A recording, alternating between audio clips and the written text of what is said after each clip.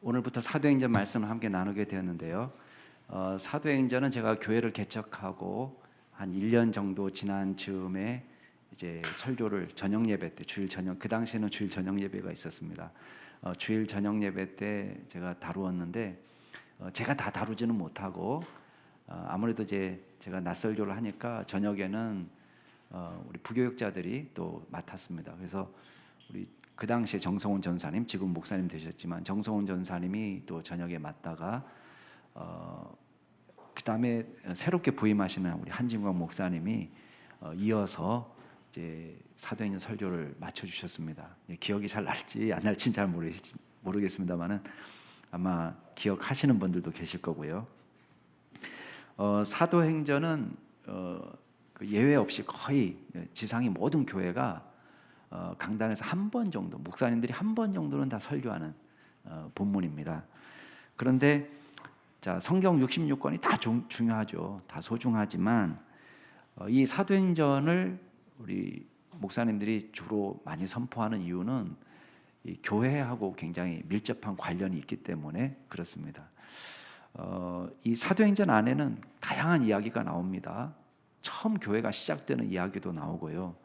그리고 교회가 성령 세례를 받는 장면도 나오고 또 그렇다고 해서 교회가 완벽하진 않습니다. 뭐 사도행전의 교회를 여러분이 완벽하다고 이해하면 오산이에요. 거기 보면 다툼도 나오고요. 교회 안에서 분쟁도 일어납니다. 오늘 우리가 지금 현실에서 경험하고 있는 교회와 비슷한 어려움들을 다 경험합니다. 교회 내부의 부패도 나오고요. 또 외부적인 핍박도 경험하게 됩니다. 그렇지만 감사하게도 이 사도행전 이야기가 보여주는 것은 연약하고 부족하고 허물 많은 그 교회를 통해서 하나님께서 세계 선교의 사명을 이루어 가신다는 것입니다. 그래서 이 사도행전 이야기가 우리에게 큰 위로가 되는 것은 중요한 패턴이 반복이 돼요. 이게 과연 2000년 전에만 일어나는 일이냐? 그렇지 않다는 거예요. 오늘 우리 안에서도 일어날 수 있는 일입니다. 똑같은. 그러면 동일한 패턴, 유사 패턴이 일어나는 이유는 다른 데 있지 않습니다. 시 공간이 달라지고 그 다음에 사람들이 달라졌습니다. 그렇지만 여전히 그 교회 가운데 역사하시는 주 예수 그리스도 성령님이 계시기 때문에 동일한 패턴이 반복이 될 수 있는 것입니다.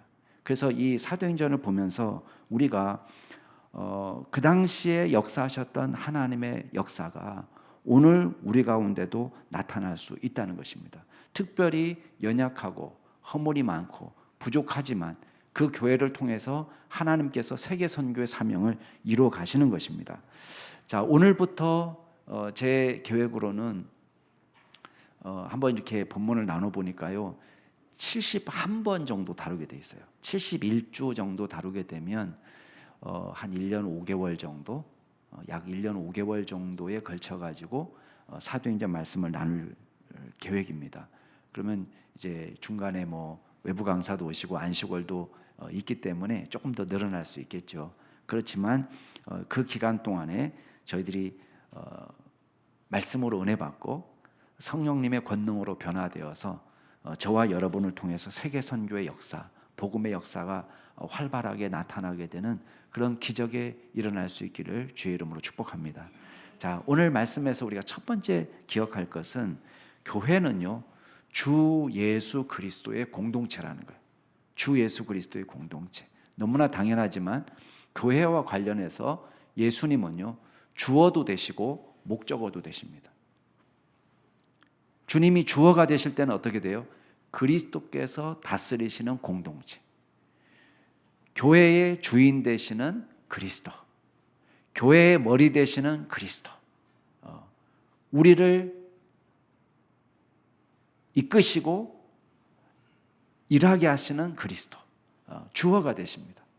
또 교회와 관련해서 그리스도는 목적어가 되십니다. 교회가 그리스도를 선포하는 것입니다. 다른 걸 전하는 게 아닙니다. 우리는 단순한 친교 모임이 아닙니다. 예수 그리스도를 증거하는 선교 공동체를 지향하는 것입니다. 오늘 말씀을 한번 보시기 바랍니다. 1절부터 보시면 1절, 2절 우리 누가복음과 사도행전의 공통점이 나오는데 1절 2절만 같이 한번 읽어보겠습니다. 시작. 데오빌로여, 내가 먼저 쓴 글에는 무릇 예수께서 행하시며 가르치시기를 시작하신부터 그가 택하신 사도들에게 성령으로 명하시고 승천하신 날까지 일을 기록하였노라. 자, 먼저 누가복음의 주제가 뭐냐? 지금 요약해서 설명하고 있는데, 누가복음의 주제는 예수님의 교훈, 사역, 순환, 부활, 승천, 이 모든 것들을 다 포함하는 거예요. 그게 누가복음의 이야기입니다. 누가복음과 사도행전의 공통점은 뭐냐? 아까도 제가 말씀드린 것처럼 그리스도라 그랬습니다. 그리스도. 영국의 복음주의자 존 스토트 목사님이 그런 이야기했습니다. 누가복음과 사도행전은 그리스도 사역의 두 단계의 대비다, 그런 이야기했습니다. 여러분, 왜 그런 이야기합니까? 누가복음은 지상에서 사역하셨던 예수님을 보여주는 거예요. 지상에서 일하셨던 예수님의 모습. 사도행전은 뭐냐? 승천하셔서 하나님의 보좌 우편에서 다스리시는 예수 그리스도를 보여주는 것입니다. 그러니까 그리스도 사역이 두 단계로 나타나고 있어요. 누가복음의 예수 그리스도의 이야기를 지금 요약해서 설명하고 있고, 특별히 우리가 주목할 내용은 부활 이후에 예수님께서 어떤 사역을 하셨냐는 것입니다. 자, 3절 말씀 같이 한번 읽어볼까요? 3절 시작. 그가 고난받으신 후에 또한 그들에게 확실한 많은 증거로 친히 살아계심을 나타내사 40일 동안 그들에게 보이시며 하나님 나라의 일을 말씀하시니라. 자, 지난주에까지 우리 누가복음 마지막 볼 때에 부활하셔서 승천하시기까지 예수님의 사역이 나왔습니다. 근데 오늘 말씀에 보면은 이제 부활하셔서 40일 동안, 우리 사도행전에 40일이라는 말이 나왔어요. 40일 동안 부활하신 이후에 제자들과 같이 있으면서 두 가지에 집중하셨다는 거예요. 이게 굉장히 중요합니다. 왜냐하면 40일이라는 시간은 물론 길다면 길지만 제한된 시간이에요. 그 제한된 시간 동안에 예수님이 뭐에 집중하셨느냐, 그게 중요한 거예요. 여러분은 40일 동안 여러분에게 인생이 남아있다면 그 40일을 뭐에 집중하겠습니까? 사람마다 다르겠죠. 근데 지금 예수님이 가장 중요하게 생각하는 것이 두 가지가 있어요. 그 뭐냐면 첫 번째는 부활신앙입니다. 제자들에게 부활신앙을 가르치기 위해서 힘을 쏟았어요. 그래서 여기 3절에 보면 확실한 많은 증거로 친히 살아계심을 나타나셔서 40일 동안 그들에게 보이셨다 그랬습니다. 제자들에게 부활신앙을 확신시키는 것만큼 중요한 것이 없습니다. 일단 제자들이 오감으로 확실하게 부활의 그리스도를 체험하게 해서 부활의 증인으로 살게 하기 위한 것입니다. 그래서 성경 보면은, 신약 성경에 보면 예수님께서 부활하신 이후로 우리가 기록으로만 알고 있는 것만도 최소 11번 이상 제자들에게 나타나셨어요. 부활 후 예수님이 현현 장면이 최소 11번 이상 기록되어 있습니다. 일단 막달라 마리아, 그 다음에 무덤에 왔던 다른 여인들에게도 나타나셨어요. 그리고 베드로에게도 나타나셨습니다. 그리고 지난주에 본 것처럼 지지난주 엠마오로 가는 두 제자에게도 나타나셨어요. 그리고 도마가 없을 때, 요한복음에 보면 10제자가 있을 때 한번 나타나셨습니다. 그리고 도마가 있을 때에 11제자에게 나타나신 장면도 나옵니다. 또 갈릴리에서 야, 우리 고기나 잡으러 가자 했을 때에 그때 또 고기 잡는 제자들에게 나타나셨을 때가 있습니다. 그리고 마태복음 28장에 보면은 11제자가 이제 모여 있을 때 갈릴리에서 그 대명령, 대위임 명령이 나오는 장면, 거기에서도 나타나시는 장면이 나옵니다.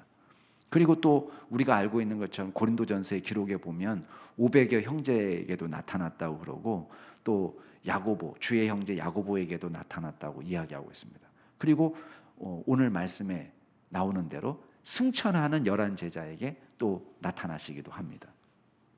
그러니까 이런 장면만 우리가 꼽아봐도 11번이에요. 그러면 꼭 11번만 나타났느냐? 그건 아닙니다. 더 많이 나타나셨지만 집중적으로 기록하고 있는 것이 11번이라는 것입니다. 여러분, 이게 왜 중요합니까? 부활신앙을 제자들에게 갖게 하는 것이 왜 중요하냐 말이에요. 이게 모든 우리가 생각하는 그 중요한 신학 주제와 다 연결이 되어 있어요. 왜냐하면 부활에 대해서는 예수님의 약속입니다. 만약에 예수님 부활하지 않았다 그러면 예수님이 거짓말하는 셈이 되는 것이고 약속을 지키지 못했기 때문에 오늘날 사이비 교주와 아무 다를 바 없는 거예요. 사이비 교주들도 자기가 영생한다고 이야기하고 내가 죽으면 부활한다고 이야기하고 썩지 않는다고 이야기하지만 그 이야기가 성취가 돼야지 의미가 있는 거예요. 근데 예수님은 당신이 순환당하시고 제3일에 부활하신다는 약속이 지금 지켜진 것입니다. 그리고 로마서에 보면은 예수님이 부활하셨기 때문에 뭘로 입증되신 거예요? 하나님의 아들로 인정된 거예요. 만약에 그냥 십자가에 달려 돌아가셔서 끝났다면은 옆에 달려있는 강도하고 아무 차이가 없습니다. 근데 예수님이 부활하셔서 당신이 하나님의 아들이라는 것을 보여주신 것입니다.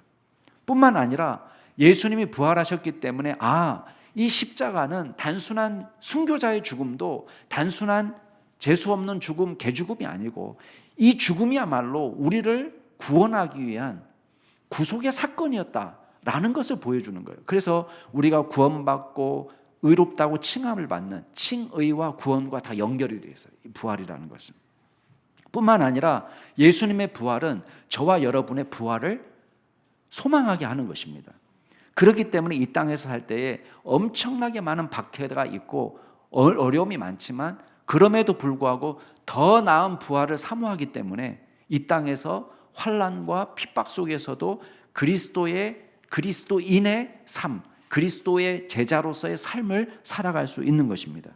뿐만 아니라 예수님이 이제는 부활하셨기 때문에 돌아가신 분이 아니라 무덤에 계신 분이 아니라 그분이 지금도 살아서 하나님의 보좌 우편에서 우리를 위해서 기도하시고 온 인류를 다스리신다는 것을 믿음으로 고백하게 되는 거예요. 그러니까 여러분 이 부활신앙은요 기독교의 근간입니다. 예수 믿는데 난 부활을 못 믿어. 그건 크리스찬이 아닙니다. 왜냐? 이 부활과 모든 것이 다 연결되어 있는 거예요. 부활이 있어야 여러분 하나님의 아들로서 예수 그리스도의 신성이 인정되고 삼위일체론이 인정이 됩니다. 부활을 믿어야지 구원론도 성립이 되고요. 부활을 믿어야지 종말론도 성립이 되고 구원을 믿어야지 그리스도의 중보론도 성립이 되고 부활을 믿어야지 교회론도 나오는 거예요. 그리스도가 교회의 머리가 되신다는데 만약에 돌아가신 예수님이 교회의 머리가 되신다면 그게 무슨 위로가 되겠습니까? 그러니까 교회론, 구원론, 칭의론, 종말론 이 모든 신학의 중요한 주제들이 다 뭐하고 연결되어 있다? 부활하고 연결되어 있다는 거예요. 그리고 심지어는 우리 제자도까지 연결되어 있어요. 더 나은 부활을 소망하기 때문에 제자처럼 살아가는 거예요. 얼마나 중요한지 모릅니다. 이거를 예수님이 집중해서 가르치신 거예요. 그 다음에 또 한 가지 집중하신 게 있습니다. 40일 동안 집중하신 두 번째 사역이 뭐냐면 하나님 나라의 일을 가르치셨다는 것입니다. 3절 뒷부분에 보면 하나님 나라의 일을 말씀하시니라. 자, 이 하나님 나라도 왜 중요합니까? 이게요 예수님의 메시지도 되지만 초대교회가 이어받아서 증거해야 될 메시지가 되기 때문에 그래요. 여러분 예수님이 이 땅에 오셔서 세례 요한이 잡히셨다는 말을 듣고 세례 요한의 사역을 이어받아서 첫 번째 설교 주제가 뭡니까? 기억나시나요? 회개하라. 천국이 가까웠다. 이 천국이 하나님 나라예요. 그러니까 회개하라 하나님 나라 가까이 왔다가 예수님의 첫 번째 설교예요. 설교 주제예요. 이거는 구약 성경에 이미 예고되었던 것입니다. 앞으로 메시아가 오면 어떤 일이 벌어지는 거예요. 그 메시아는 기묘자고 모사고 전능하신 하나님이고 영존하시는 아버지고 평강의 왕이고 이 메시아가 오셔서 이룰 나라는 어떤 나라냐? 하나님의 나라는 정의와 공의가 영원히 보장되는 나라. 일시적으로 부분적으로 이루어지는 나라가 아니라 정의와 공의가 영원히 보장되는 나라. 그래서 이사야의 예언은 뭡니까? 고통받는 땅에 어둠의 땅에 어둠이 없어지고 빛이 비추게 되고 아무리 멸시를 당하는 그 주변 나라도 어떻게 되는 거예요? 하나님의 영광이 나타나는 나라가 된다는 거예요. 그리고 스불론 땅, 갈릴리 땅 다 주변 지역에 이스라엘 중심 예루살렘에서 먼 곳입니다. 변두리, 소외받는 못 사는 사람들이 사는 그 땅. 근데 그 땅에 예수님이 오시니까 어떤 일이 벌어집니까? 예수님이 가는 곳마다 즐거움이 넘쳐나고 회복과 치유의 역사가 나타나고, 그러니까 예수님이 이 지상에 사셨을 때에 중요한 설교 주제는 하나님의 나라예요. 우리 지난번에 새벽 설교에서도 보았지만은 예수님께서 자꾸 어떤 비유를 말씀하세요? 천국 비유를 말씀하세요. 하나님 나라의 비유를 얘기합니다. 하나님의 나라는 어떤 나라냐? 우리가 모든 것을 던져서 내 모든 것을 희생해서 구입해도 좋을 만큼, 그런 보화만큼, 진주만큼 귀한 나라다. 절대적 가치를 갖는다. 엄청나게 강한 영향력을 가지기 때문에 요만한 것처럼 보이고 사소한 것처럼 보이지만 하나님께서 역사하셔서 이루실 나라는 어마어마한 나무를 이루고 온 덩어리를 부풀어 정말 풍성하게 만들 수 있는 강력한 영향력을 끼치는 나라다. 이 나라에 우리를 초대하는 거예요. 종말론적 결단을 촉구하는 거예요. 마지막 주님 나라 갈 때까지 가기 위해서 지금 그 나라에 복종하는 사람이 되어라. 하나님의 나라를 전파합니다. 이게 예수님이 말로만 그런 게 아닙니다. 예수님이 가는 곳마다 온전한 회복의 역사가 나타납니다. 그래서 사망의 그림자가 물러가고 굶주림과 비참에 사로잡혔던 사람이 배불리 먹고 귀신에 사로잡혀 살던 사람의 영적 어둠이 물러가고 진정한 회개가 나타나고 죄사함의 은혜가 선포되고 하나님의 나라 백성이 되고 진리와 의와 평강의 나라를 이루고 우리가 더럽고 추한 사람이 거룩한 진리를 사모하는 사람이 되어가고, 그리고 죄악 가운데 살던 사람이 허물과 죄로 죽었던 사람이 우리가 거룩한 삶을 소망하면서 진리의 말씀을 사모하면서 복음의 증인이 되고, 여러분 이 기적이 저와 여러분을 통해서 나타나게 되는 거예요. 그러니까 이 하나님의 나라는 우리가 하나님의 나라를 우리가 이루어서 사는 것이고 동시에 그 나라를 선포하는 공동체가 되는 것입니다. 그러니까 예수님이 두 가지 사역에 집중하신 이유가 바로 그거예요. 그리스도의 공동체는 뭐냐? 그리스도의 다스림에 복종해서 하나님 나라를 누리는 공동체예요. 그게 우리에게 주어진 하나님의 나라예요. 또 한 가지는 이 교회는 나만 그걸 누리는 것이 아니라 그 그리스도의 놀라운 통치를 다른 사람에게 증거하는 거예요. 그리스도를 선포하는 그런 나라로 만들어가는 거예요. 그게 교회예요. 그러니까 교회는 어떤 공동체? 주 예수 그리스도의 공동체라는 거예요. 그리스도의 다스리심에 복종하고 그리고 그리스도를 선포하고, 그러니까 이걸 위해서 구비돼야 될 게 뭐냐 하면 부활신앙이 확실히 있어야 되고, 그리고 하나님 나라에 대한 분명한 믿음과 확신이 있어야 되는 것입니다. 근데 요거에만으로 좀 부족해요. 근데 여기다 플러스 뭐가 돼야 되느냐? 우리가 성령의 능력을 힘입어야 됩니다. 자, 4절 5절 같이 한번 읽어볼까요? 4절 5절 시작. 사도와 함께 모이사 그들에게 분부하여 이르시되 예루살렘을 떠나지 말고 내게서 들은 바 아버지께서 약속하신 것을 기다리라. 요한은 물로 세례를 베풀었으나 너희는 몇 날이 못되어 성령으로 세례를 받으리라 하셨느니라. 예, 지난주 우리 누가복음 24장에서도 약속하신 것을 기다릴 때까지 이 성을 떠나지 말라고 말씀하신 장면을 보았죠. 여기도 마찬가지예요. 그래서 약속하신, 아버지께서 약속하신 것은 5절 말씀에 성령으로 세례를 받는 것으로 말합니다. 자, 요한이 와서 물로 세례를 베풀었습니다. 그것은 인간이 주체예요. 세례 요한이 주체예요. 세례 요한이 세례를 준 거예요. 그리고 이거는 사실 상징적인 의미가 있습니다. 그리고 이거는 인간의 의지와 결단으로 내가 하나님 나라 백성으로 살겠습니다 라는 의지와 결단으로 주어진 거였어요. 근데 성령 세례는 차원이 다릅니다. 어떤 차원이 다르냐? 성령 세례의 주체는 누구냐? 예수님이에요. 예수님이 우리에게 성령을 부어주시는 거예요. 예수님께서 내가 떠나가는 것이 너희에게 유익하다라고 말씀하시다. 왜? 아버지께 가서 성령을 보내주겠다고 약속하셨습니다. 그러니까 성령 세례의 주체는 예수님이에요. 그리고 이거는 상징이 아닙니다. 실체예요. 우리 가운데 단순히 인간의 의지의 결단으로 이루어지는 것이 아니라 우리는 철저하게 예수 그리스도의 은혜로 성령을 받는 거예요. 성령을 내가 뺏어오는 게 아니에요. 성령을 받았어요. 그리고 우리의 신분의 변화가 일어나게 되는 것입니다. 그래서 우리로 하여금 하나님의 사역을 내 힘으로 감당하는 것이 아니라 성령의 능력으로 감당하게 하시는 것입니다. 여러분, 이게 복이에요. 그래서 여러분, 일이 급하면 야, 당장 나가서 증인이 되어라, 이렇게 말할 것 같은데 지금 제자들에게 기다리라고 이야기합니다. 그건 뭘 강조하기 위해서요? 지금 당장 주실 수도 있어요. 예수님은 그럴 능력이 없어서가 아닙니다.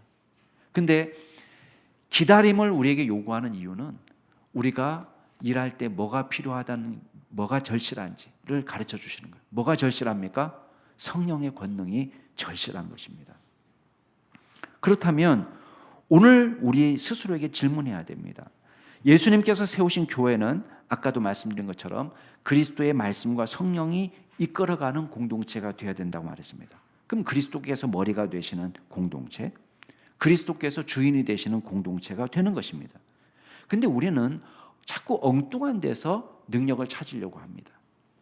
여러분, 사람이 주인이다라는 모토는요, 사람이 먼저다라는 모토는 적어도 우리 교회 안에서는 아닙니다. 뭐가 먼저가 되는 거예요? 예수님이 먼저가 되는 거예요. 어떤 교회는 뭐 말씀 중심, 하나님 중심, 뭐 목사님 중심 이렇게 이야기하는데 사실은 좀 불편해요. 저는 아무리 제가 목사라도 목사님 중심을 거기에 왜 집어넣어야 되겠어요? 목사님도 어디에 복종해야 돼요? 말씀과 예수님께 복종해야 되는 거예요. 아무리 교회를 개척한 사람이라도 목사는 하나님의 말씀에 복종해야 되고 여러분도 하나님의 말씀에 복종해야 됩니다. 교회의 주인은 성도가 아닙니다. 여러분, 목사도 아니지만 성도도 아닙니다. 교회의 주인은 누구세요? 예수님이에요. 그러니까 저와 여러분이 전부 다 그리스도의 권위에 복종해야 됩니다. 우리는 그저 2절 말씀대로 하면요, 선택받은 종에 불과합니다. 우리 모든 성도들은 하나님의 부름을 받아서 이 자리에 서 있습니다. 그러면 우리가 교회의 주인이 아니라, 성도들의 교인이 주인이 아니라 그리스도의 말씀과 성령님의 인도하심에 복종하는 공동체, 그게 우리가 지향하는 공동체입니다. 지난 주 중에 제가 아는 목사님이요, 전화를 줬어요. 코로나가 끝나면서 그 목사님 교회가 너무 많이 부흥한 거예요. 그 교회도 상가교회인데 상가 30평이 그냥 미어 터지게 생겨가지고 한 127평 정도의 상가로 이제 이전하게 된 거예요. 그 문제는 뭐냐면 그 상가 인근 지역에 이제 다른 목사님이 계시니까 우리 교단 선배 목사님을 찾아간 거예요. 번듯하게 잘 지어지고 주차장도 있는 큰 교회예요. 그래서 목사님, 제가 여기 상가로 이전하게 되어서 제가 목사님께 인사드리러 왔습니다. 그랬더니요, 목사님이 노발대발 하더라는 거예요. 이 동네 오지 말라는 거예요. 주여 소리가 저절로 나죠. 이 동네 오지 말라는 거예요. 뭐하러 오냐고. 여러분, 주차장도 있고 건물도 다 있고 다 있는데 상가교회를 오지 말라고 하는 거예요. 왜 그렇죠? 교회 주인을 누구라고 생각하는 거예요? 자기라고 생각하는 거예요. 여러분, 우리는 하나님 나라 운동하는 겁니다. 우리 영업하는 게 아닙니다. 하나님 나라 운동이에요. 복음의 역사를 우리가 이루어가는 것입니다. 여러분, 하나님께서 보실 때에 여기에는 사람이 많고 여기는 적고 여기 있던 사람이 여기 가면 더 기뻐할까요? 아니잖아요. 우리는 교회의 주인이 하나님이라는 걸 늘 기억해야 될 줄로 믿습니다. 저와 여러분이 지향하는 공동체는 그리스도의 말씀이 지배하고 성령님의 인도함을 받는 공동체, 주 예수 그리스도의 공동체. 자, 두 번째 기억할 게 있습니다. 교회는 근본적으로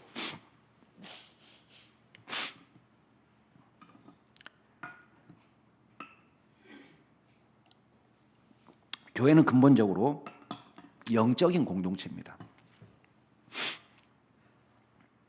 제자들이 예수님께 말씀하실 때 하나님 나라에 대해서 제자들이 몇 가지 오해합니다. 자, 6절 말씀 한번 읽어볼까요? 6절 말씀 시작. 그들이 모였을 때에 예수께 여쭈어 이르되 주께서 이스라엘 나라를 회복하심이 이때니까 여러분 제자들의 질문을 잘 보세요. 이 질문만 봐도요, 제자들이 생각하는 하나님의 나라가 어떤 건지를 우리가 짐작할 수 있습니다. 일단 회복하신다라는 단어는요, 빼앗겼던 땅을 되찾는 것을 뜻하는 단어고요, 정치적으로 잃어버렸던 주권을 다시 찾아온다는 의미를 갖습니다. 그러니까 여기서 이스라엘 나라를 회복한다라는 말 속에 제자들이 생각하는 회복의 의미는 어떤 거냐? 정치적인 주권의 회복이고, 그리고 빼앗긴 땅을 회복하는 거예요. 그러니까 당연히 생각할 때 이스라엘 나라라고 생각할 때 이 사람들이 생각하는 하나님의 나라는 어떤 나라예요? 이스라엘 민족 공동체를 의미하는 거예요. 그러니까 정치적인 의미로, 민족적인 의미로 생각합니다. 그리고 이때입니까? 지금입니까? 당장 이루어질 거라고 생각하는 거예요. 오해죠. 여러분, 하나님 나라는, 예수님이 가르치는 하나님 나라는 영적인 공동체입니다. 하나님이 지배하는 구체적인 나라, 하나님의 다스림이 구현되는 나라를 의미하는 것입니다. 여러분, 오해하지 마세요. 자꾸만 우리는요, 정치 얘기하면 왜 흥분하는지 아세요? 그게 진리고 그게 이루어져야만이 천국이 된다라고 생각하는, 거의 하나님 나라 수준으로, 또 하나님의 말씀 수준으로 정당의 강령과 특정 이데올로기를 생각하기 때문에 흥분하는 거예요. 우리는 각자, 각 정당은요, 자기가 대변하고 싶은 특정 그룹이 있어요. 그 그룹의 이익을 대변하는 거예요. 그래서 이거를 서로 균형 맞게 서로 조절해 나가면서 전체를 이롭게 하는 것입니다. 크리스찬도 정치해야 됩니다. 크리스찬이 정치가가 되지 말라는 건 아닙니다. 그러나 우리는 자꾸 착각할 때 특정 정당의 강령과 특정 이데올로기의 성취가 마치 하나님 나라를 이루는 것처럼 착각할 때가 많다는 것입니다. 여러분, 하나님께는요, 모든 영혼이 귀합니다. 가난한 자의 영혼도 귀하고요, 부자들의 영혼도 귀합니다. 하나님께는 귀하지 않은 영혼이 없어요.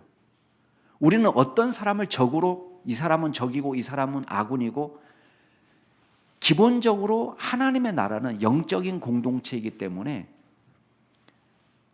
그리고 보편적 우주적인 공동체예요. 어떤 특정 계급, 특정 민족, 특정 국가를 지향하는 것이 아닙니다. 물론 그렇다고 해서 영적인 공동체라고 해서 일상과 유리된 초월적 세계만을 뜻하는 건 아닙니다. 문제는 뭐냐면 우리의 모든 전 영역이, 우리가 속한 모든 영역이 하나님의 다스림이 나타나야 될 영역이에요. 그러니까 우리가 학문을 하는 사람은요, 학문을 통해서 하나님께 영광이 돼야 됩니다. 그리고 사업을 하는 사람은 우리의 사업을 통해서 하나님께 영광이 돼야 돼요. 직장 다니는 사람은 내 직업을 통해서 가장 이웃을 잘 서비스해 줘야 됩니다. 그렇죠?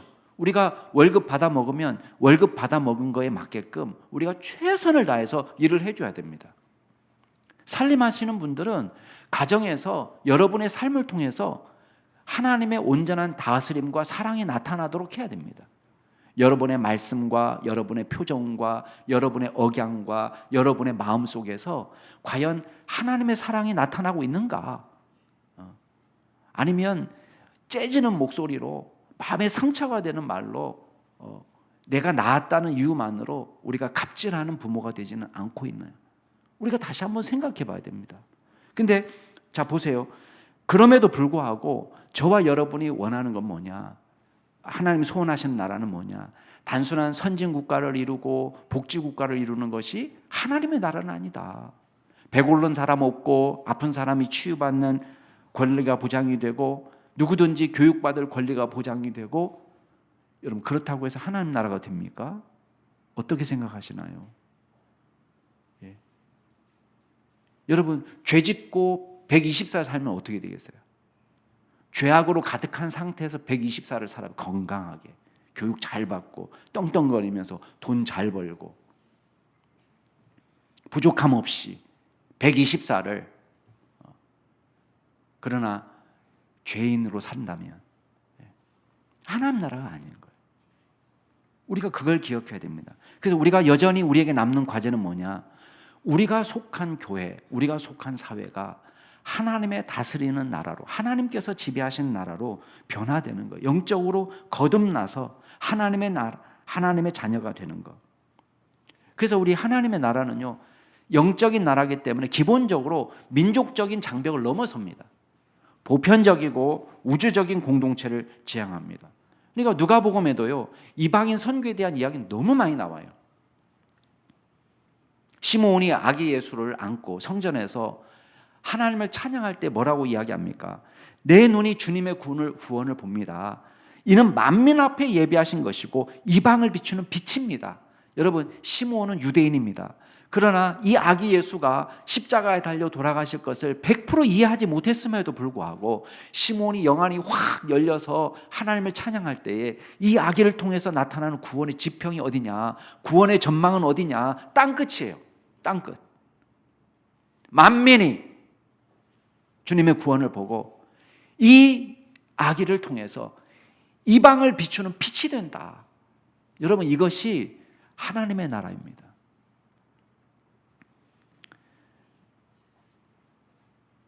누가는 강도 만난 사람을 따뜻하게 보살펴 준 사람이 다른 사람이 아니라 사마리아 사람이라는 것을 기록하고 있습니다.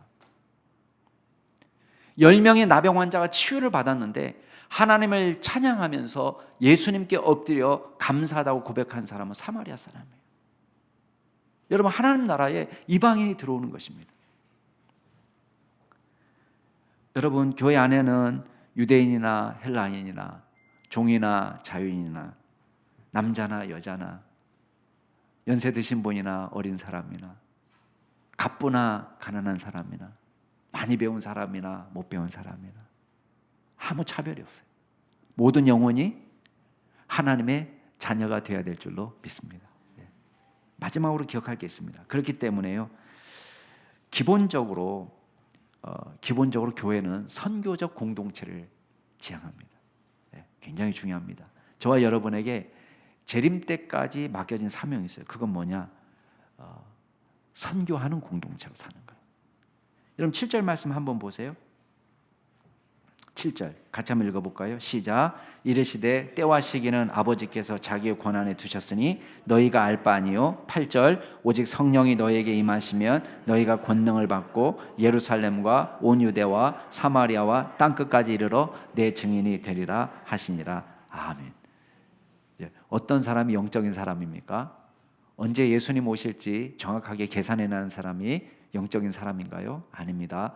때와 기한은 우리의 권한 밖의 일이에요. 우리가 알 바 아니에요.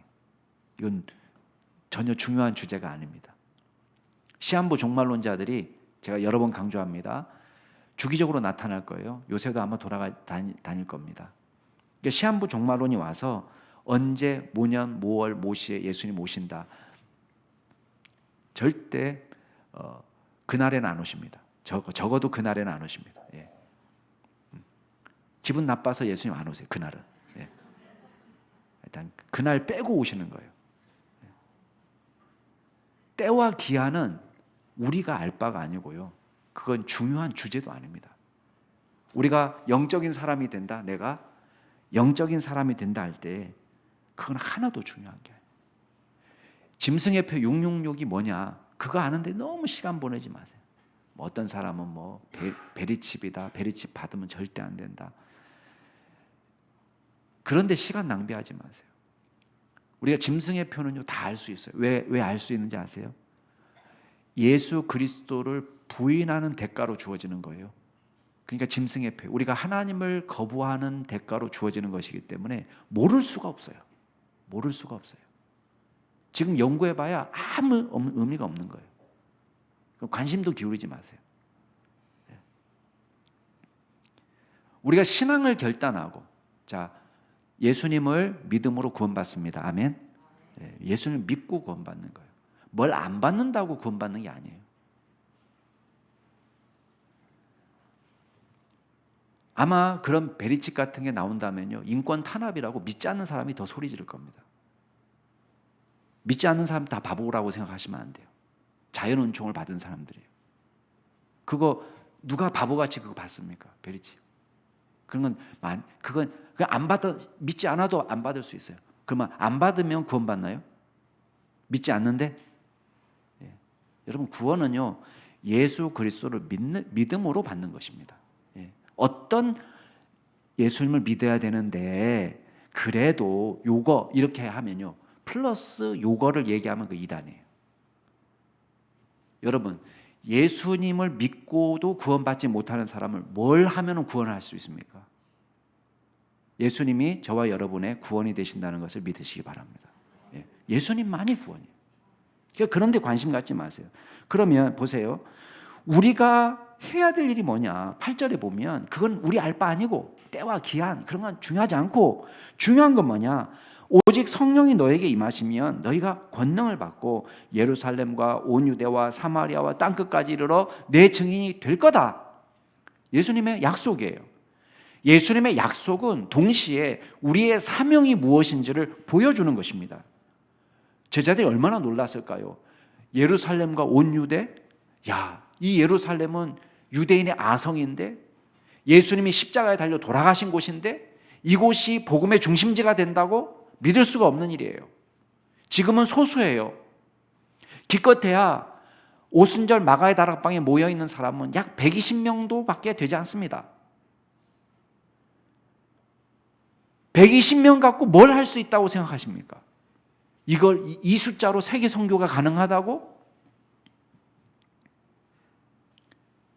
우리는 상가교회지만 거긴 상가교회도 아니에요. 거기는 뭡니까? 다락방이 다락방. 가정교회, 가정교회. 마가의 다락방이 그렇게 넓은 장소가 아닙니다.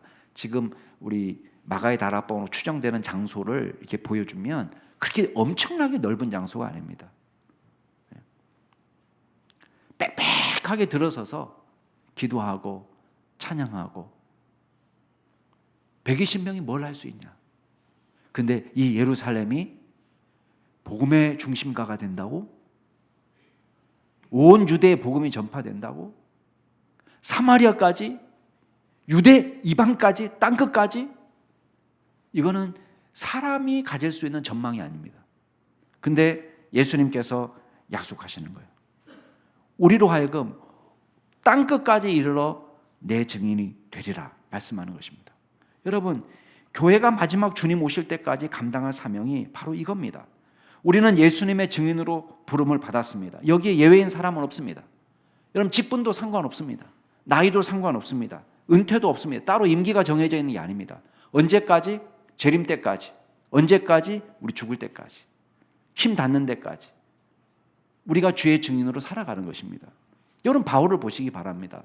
바울은요, 자기가 막 꼼꼼하게 수첩 적어놓고 내가 여기 가서 뭐 하고 여기 가서 뭐 하고 여기서 몇 년 지내고 여기서 몇 주일 지내고 그런 적이 없어요. 바울은 하나님이 이끄시는 대로 성령께서 이끄시는 대로 자기가 계획이 있었다 하더라도 얼마든지 계획은 수정이 됩니다. 어떤 데는 3주밖에 있지 못했습니다. 데살로니가 교회 같은 경우. 고린도 교회 1년 6개월 있었습니다. 자기는 한 몇 주 해보고 떠나려고 했습니다. 마음대로 안 되는 거예요, 그것도. 밤에 성령께서 나타나셔서 야, 이 성에 택한 자가 많다. 너 절대 핍박받고 고난받는 것 때문에 여기서 죽는 거 아니다. 걱정하지 마라. 1년 6개월을 있었습니다.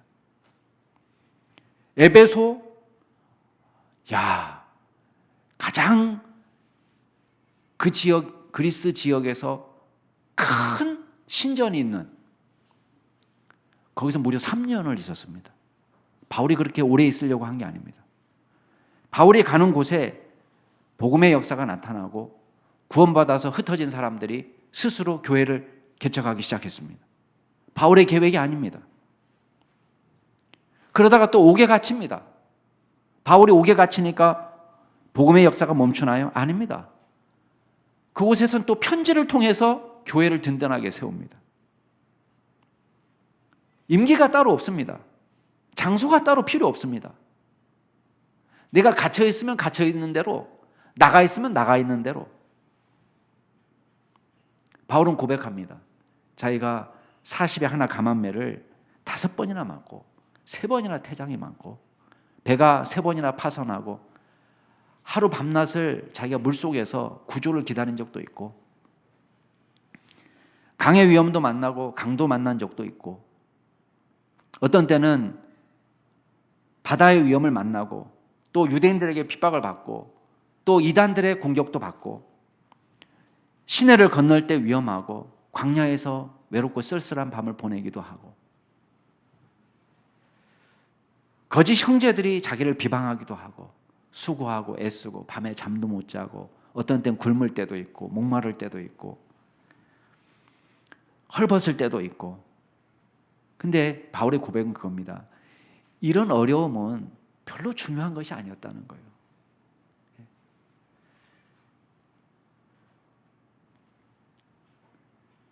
바울이 정작 고민한 것은 다른 것입니다. 이외의 모든 일을, 이런 모든 것들은 고사하고 여전히 자기한테 눌리는 것이 있었는데, 그건 뭐냐? 하나님의 교회를 위해서 염려하는 것, 하나님의 교회를 세우는 일, 그게 바울의 온통 관심사였다는 거예요. 자신이 세운 교회가 건강하게 세워지는 일에 관심을 기울였습니다. 여러분, 우리의 염려와 너무 다르지 않습니까? 여러분을 짓누르는 고민거리가 도대체 뭡니까? 우리의 고민거리와 너무 수준이 다릅니다. 마지막 승천하신 예수님께서 우리에게 맡기신 사명 역시 그리스도의 증인으로 사는 거예요. 여러분 9절부터 11절까지 한번 보겠습니다. 자, 함께 읽겠습니다. 시작. 이 말씀을 마치시고 그들이 보는데 올려가시니 구름이 그를 가리어 보이지 않게 하더라.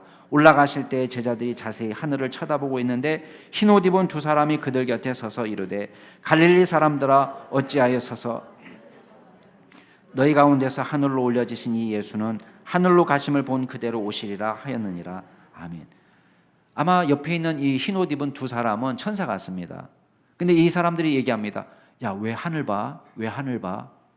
아니, 하늘 보는 게 잘못이에요. 예수 올라가는데 당연히 저 같아도 하늘 볼 것 같아요. 이러고 한참 있었을 것 같아요.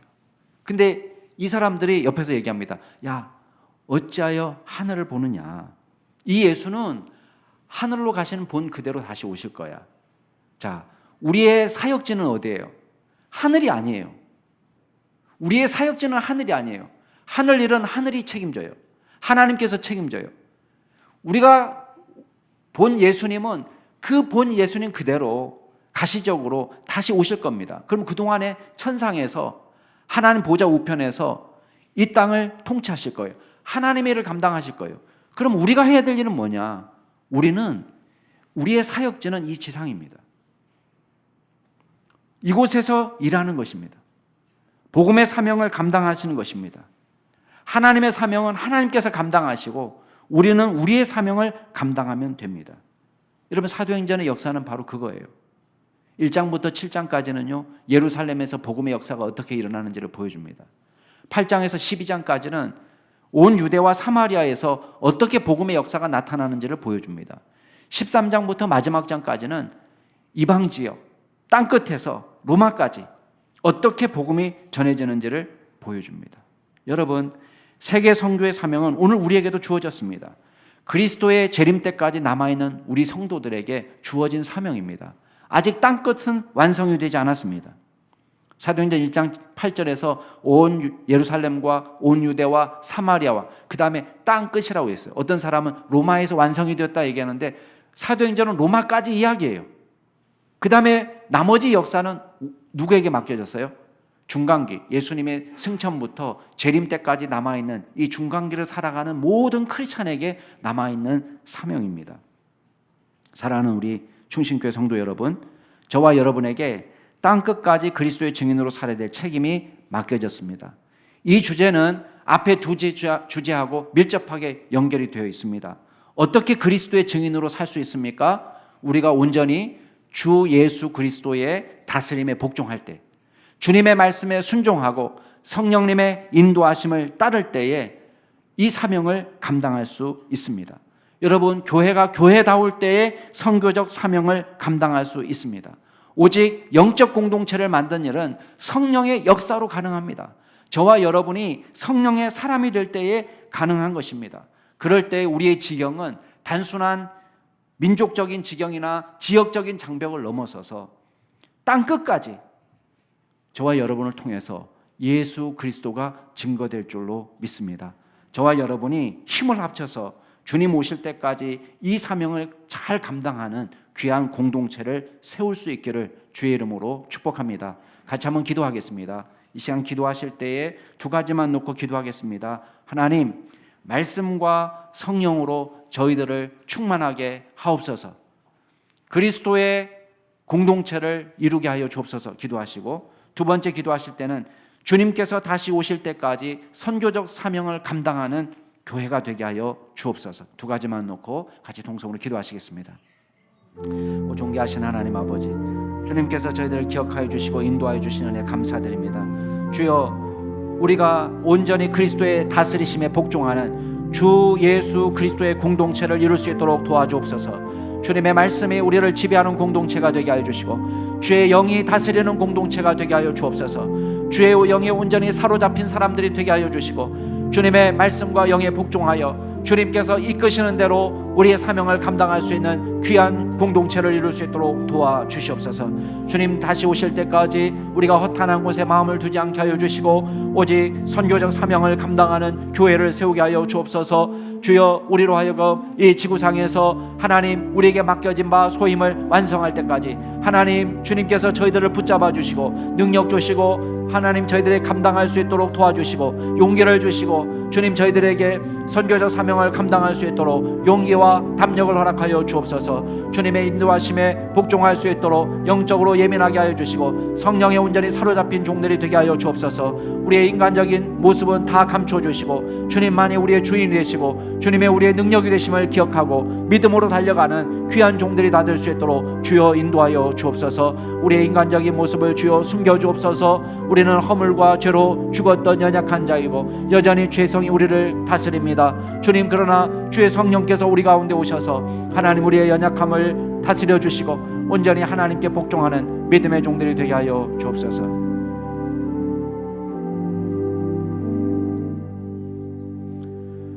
거룩하신 하나님, 오늘 말씀을 통해 이 땅의 성도로서 교회로서 존재해야 될 이유를 깨닫게 하시니 감사를 드립니다. 땅끝까지 복음의 증인으로 살도록 저희들을 부르시고 교회를 이루게 하시고 말씀으로 양육해 주시고 성령으로 충만케 하시니 감사를 드립니다. 우리를 향하신 하나님의 소원을 온전히 이루는 성도요, 교회가 될 수 있도록 도와주시옵소서. 성령의 능력을 갑절이나 더하여 주셔서 이 일을 잘 감당하게 하옵소서. 감사드리며 모든 말씀 예수 그리스도 이름으로 기도드리옵나이다. 아멘.